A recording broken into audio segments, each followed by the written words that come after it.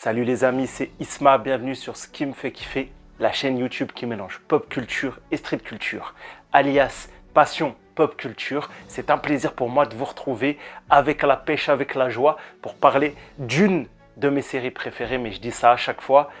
Voilà, une série de ouf, une série dans mon cœur que vraiment j'affectionne et que les mots ne sauront rendre honneur. Je parle bien évidemment de Outlander. Qui de mieux pour en parler que la belle Mérida, voilà, ici présente, pour m'accompagner dans cette review. Et du coup, parlons un peu de cette série. À la base, inspirée, adaptée de l'œuvre littéraire de Diana Gabaldon, qui comporte une dizaine de tomes, voire plus, parce qu'il y a des parties 1 et des parties 2, et qui met en avant une épopée à travers le temps, une épopée de romance. Là, je te fais un peu le brief de si tu ne connais pas cette série, et ensuite on développera un peu plus. Je me permets toutefois, avant de rentrer vraiment dans le détail, abonne-toi, commente, like, partage, donne de la force. Nous sommes bientôt 200 sur la chaîne. C'est avec plaisir que j'accueille les derniers arrivants. En ce moment, on parle énormément de Secret Invasion, la série Marvel. Je suis passionné de Marvel, Star Wars, un peu tout en fait en pop culture. J'ai d'autres passions comme le streetwear, mais c'est un sujet qui est en ce moment relayé au second plan. Donc concentrons-nous plutôt sur l'actualité. Je parle bien évidemment des sorties hebdomadaires d'Outlander. Nous avons eu l'épisode 5. Cette semaine, j'ai pas pris le train en marche. J'aurais dû faire les reviews de cette série depuis bien longtemps. J'avais envie de partager ça parce que l'épisode de la semaine m'a transcendé. Voilà, je l'ai trouvé très très fort. Comme quasiment tous les épisodes d'Outlander. Y a-t-il un défaut dans cette série? On pourrait en débattre en long, en large et en travers. Forcément, la perfection n'existe pas. Il y aurait des petites choses à redire, comme certaines saisons qui s'éloignent de l'œuvre, voilà, ou qui rushent un peu les différents sous-thématiques, les différents sujets, tout ça. Mais en réalité, c'est une très bonne série. Portée bien évidemment par Sam Egan qui interprète Jamie et Catriona Balfe qui interprète Claire. Cette série est tout juste incroyable dans son écriture, son interprétation de tous les acteurs, Et bien évidemment, pour moi, je le placerai là et ensuite on parlera de l'épisode réellement. C'est la meilleure série de reconstitution historique. Cette série est folle. Les costumes, les époques, les villes, tout le travail fait sur voilà, le reconstituer de l'époque et de l'ambiance à laquelle on est. Moi, je trouve ça fabuleux. Jusqu'aux musiques, jusqu'au générique de chaque saison qui situe plus ou moins là où on se trouve, l'époque où on se trouve. Voilà, c'est très très fort. Bon, on a fait un peu le point pour ceux qui ne connaissent pas Outlander. En tout cas, mon mot, c'est aller découvrir cette série, bien évidemment par la saison 1, si vous ne connaissez pas cette série. La partie donner envie de consommer le programme est terminée. Voilà, là, si vous n'allez pas voir ce programme, c'est que vous allez louper quelque chose dans votre vie. Et surtout, c'est que vous n'avez rien compris à ce que c'est qu'une bonne série. Oui, c'est une romance centrale, mais c'est surtout une aventure et une épopée temporelle. Bref, du coup, ça parle aux aficionados, à ceux qui connaissent le produit, à ceux qui ont suivi, et du coup, Outlander, cet épisode. Et on ne fera plus la partie qu'est-ce que c'est qu'Outlander chaque semaine. J'ai commencé là, brut pour point, sur le plan, les pieds dans le plat, je ne sais pas comment on dit, bref, les expressions françaises, c'est jamais vraiment mon fort. À parler d'Outlander, je voulais contextualiser, ça va être long cette review, ça va être long. Bref, on reprend les aventures du coup de l'équipe. Jamie, Claire, Yann escomptaient partir en Écosse. C'est ce qu'on avait vu dans l'épisode 4, qui s'était finalement transformé en péripétie, voilà, parce que sur le point de prendre le bateau pour traverser l'Atlantique, tout ça, Jamie est enrôlé de nouveau dans l'armée continentale. Armée continentale, je te renvoie à toute l'histoire du monde. Guerre d'indépendance américaine, on est peut-être 2 ans ou 3 ans avant la déclaration d'indépendance. Du coup, voilà, on est vraiment dans les batailles, tout ça. On va aller vers Ticonderoga, l'un des forts, pas majeurs, mais secondaires, une des batailles secondaires de l'époque américaine de l'indépendance, qui est très intéressante, qui est toute particulière, qui est pour moi la meilleure époque intra-histoire des États-Unis. Et du coup, Jamie va être officier, car voilà, on le sait, il est connu pour ça, c'est un génie militaire, il a fait quand même un nombre incalculable de batailles et de guerres et dans beaucoup de camps. C'est vraiment un héros militaire. Et Claire, bien évidemment, avec ses compétences médicales, va être, elle, affectée à la partie médecine, guérir les gens, soigner les gens, tout ça. Yann, quant à lui, va rejoindre l'équipe. Il a fait la connaissance, en tout cas la redécouverte de William, fils caché de Jamie. Donc là, voilà, encore une fois, si tu ne connais pas le programme, tu te dis, mais il y a trop d'infos, tout ça, c'est une dinguerie. Oui, si tu écoutes jusque-là, tu vas être perdu. C'est un truc de ouf. C'est un truc de ouf, cette série. C'est meilleur qu'une telenovela, ou que la série la plus complexe des séries. Les embranchements familiales, c'est un délire. Et la série se passe en 2 temps. La série se passe en 2 temps, donc tout ça, on est à peu près en 1700, je dirais 60, 60, 69, 70, non je ne sais pas. Je ne vais pas redire la date précise, mais en tout cas on est dans cette partie de 1700 et quelques sur la fin. Et on suit en même temps notre bonne équipe. Quand je dis équipe, je parle bien évidemment de couple. Je parle de Brianna, la fille de Jamie et Claire, qui partent avec Roger et les 2 enfants. Mandy est née, mais la bichette a une maladie, comme on le voit dans le livre. Il faut aller la soigner. Donc, ils retraversent les pierres, car cette épopée temporelle fonctionne avec une sorte de pierre magique. Voilà, c'est juste ça, le twist un peu surnaturel de toute cette aventure. C'est qu'en fait, certaines personnes sont habilitées à voyager à travers des pierres, des cairns, des dolmens, voilà, vraiment des trucs typiques écossais, mais qu'on va retrouver aux États-Unis, qu'on va retrouver dans plusieurs endroits du monde. Et du coup, la petite famille, elle, retourne en 1970 pour donner des soins médicaux à la petite. Et là, on va donc suivre 2 trames dans cet épisode. Les aventures de Brie, Roger, tout ça. Roger, lui, va aborder plutôt un aspect familial. Et voilà, Roger, moi qui évolue avec sa fille, qui reconstruit Lalibror, je kiffe.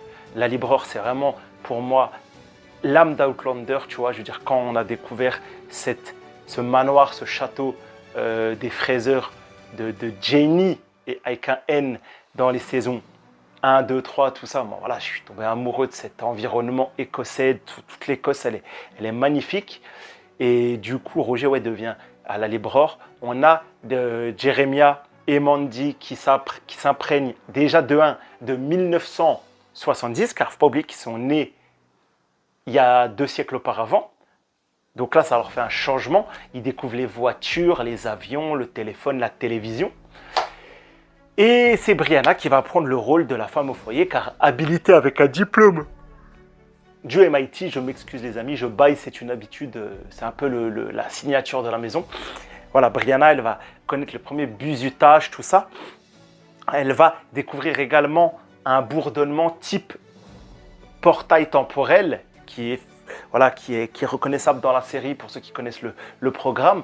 Du coup, comme dans le livre, elle va savoir qu'il y a moyen de passer les pierres par le barrage où elle travaille, parce qu'elle est inspectrice qualité du barrage de la région en Écosse où ils sont, tout ça. Donc voilà, Roger à la maison avec la famille. On commence à nous teaser l'intrus qui va bientôt débarquer chez eux. Et de toute façon, toute cette péripétie, sans vouloir spoiler, elle va devenir dingue. Voilà tout ce qui se passe là. Je ne sais pas si vous découvrez la série sans avoir lu les livres, mais sans vous spoiler, ne vous inquiétez pas si vous trouvez ça mou, ce qui n'est pas mon cas, vous inquiétez pas, ça va devenir explosif. Et du coup, en 1770, du coup, Jamie et Claire font voilà, le fort Ticonderoga, tout ça, protection du fort. Jamie a des problèmes avec sa hiérarchie car il est beaucoup plus qualifié que son général. Il va y avoir toute une histoire de colline un peu en face du fort, donc Jamie tente éperdument de dire à son supérieur: il faut protéger cette structure, il faut mettre un fort, il faut y mettre des canons, il faut surtout pas laisser les Anglais, les tuniques rouges s'approprier le point stratégique. Le général ne l'écoute pas et c'est ainsi que le fort va s'effondrer. Du coup, c'est très intéressant, c'est un peu rushé. Ce qu'on a en 1 heure, on l'a peut-être en une dizaine de chapitres dans les livres. C'est le grand inconvénient des livres et des séries. Mais en tout cas, j'ai trouvé ça très efficace. Rapidement, tu as toujours le charisme de Sam Egan face à n'importe qui. Il reste toujours beaucoup plus stylé. J'ai un grand espoir d'avenir pour Sam Egan que j'adore. Voilà, 43 ans, mais le mec, on dirait il en a 5-10 de moins. Pareil pour Catriona Balfe, une beauté rare, une femme incroyablement belle, j'adore. Et son acting est incroyable. Voilà, moi je fais du français. Du coup, ça va se terminer avec l'arrivée des Anglais et la fuite du fort. Pour Yann, petit truc aussi sympa, il rencontre son véritable fils qu'Emily, sa femme, lui avait caché. Donc Yann, neveu de Jamie, il pensait qu'il n'avait pas eu de femme avec sa compagne indienne, car il est devenu indien pendant un temps, enfin il a côtoyé les Indiens pendant un temps. Finalement, il en a un de fils. Voilà, super scène, émotion, charisme, tout ça. Il l'appelle Ian Jamie Fraser, Malcolm, parce que c'est Ian Malcolm, son père. Et voilà, très intéressant. Et à côté de ça, William et enfin les deux personnages très attendus dans cette saison 7 par ceux qui avaient lu les livres. Je parle bien évidemment de Rachel et Denzel, les Quakers, qui sont médecins et infirmières, qui vont rencontrer Claire et Jamie, mais aussi William et Ian, qui vont bientôt faire partie de toute cette grande famille d'Outlander. Voilà, ça accroche. Et Ian et Rachel, bien évidemment, qui se retrouvent pour la deuxième fois en peu de temps. Et on voit que dans les yeux, ça brille. Voilà, j'adore l'actrice de Rachel. Elle a été trop bien castée, tout comme l'actrice de Denzel. De toute façon, en termes d'acteurs, Outlander a toujours su bien caster ses différents personnages. Ça, c'est réussi. Je pense que Diana Gabaldon, qui est derrière, qui accompagne la série dans sa réalisation et l'aspect technique, doit être très satisfaite et a le droit d'avoir son petit mot à dire de temps en temps sur les castings. Mais en tout cas, Rachel, c'est super cool. Ils sont dans cet épisode en voyage. Ils trouvent un hébergement pendant une nuit chez un homme qui a tout perdu. L'homme, en fait, est un brigand. Il va profiter de la nuit pour tenter de les voler et de les tuer. Forcément, à William, on ne lui fait pas parce que William, c'est pas n'importe qui, c'est le fils de Jamie. Voilà, tout le monde le sait. Tu sais, Jamie et des enfants, si tu connais pas la série, tu vas te dire combien il en a. C'est pas ça, mais il faut un peu suivre, tu vois. En tout cas, voilà. William va sauver Rachel et Denzel. Le futur triangle amoureux que tout le monde voit venir, j'en suis certain, c'est Rachel, William et Ian. On a hâte que tout ça, ça soit un peu exploré de plus en fond. On a également, du coup, il y a trop de choses dans les épisodes, il y a trop de choses, les amis. J'ai l'impression que cette vidéo dure 1 heure. En tout cas, voilà. Trop de choses abordées, trop de sous-lectures. Brianna, voilà, qui va finalement parler au cairn que Jeremiah a fait pour son papy, pour grand-père, bien sûr Jamie, parce que comme ils sont en 1970 et qu'en 1770, eh ben, ils sont morts. Donc pour lui parler, même si ils les ont côtoyés il y a que 2 semaines dans une autre époque, il y a une tombe, tout ça qui n'est pas occupé, mais voilà, il parle à des cailloux. T'en penseras ce que tu voudras. Mais en tout cas, ouais, Mérida, t'en penses quoi toi? Ouais, c'est stylé, ouais, je sais. Ouais, bref, Mérida me dit qu'il faut que je pense à terminer cette vidéo. En tout cas, voilà, aussi un truc avec un homme blessé qui va se faire amputer, qui nous dit que la guerre c'est moche, que ça éloigne les gens et que son but c'est de retrouver sa compagne. Y arrivera-t-il? Je ne sais pas, je ne sais plus, je ne sais pas si c'est un personnage dans les livres qui apparaît. Là tout de suite j'ai envie de vous dire que non, mais l'avenir nous le dira. Les amis, j'ai beaucoup parlé, c'était bien évidemment la première vidéo de ce sujet, du coup c'était un peu long. Rappelez-vous, mes premières vidéos sur toutes les séries Star Wars qui duraient des fois 38 minutes, 34 minutes, c'était une dinguerie.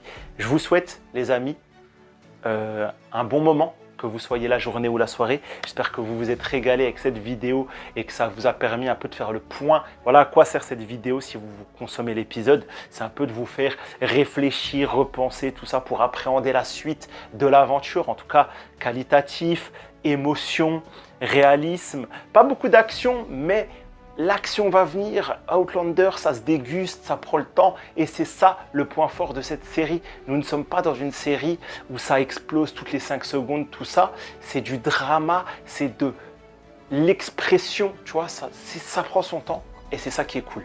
Les amis, c'était Isma pour ce qui me fait kiffer, passion culture, passion pop culture. Prenez soin de vous, à la prochaine.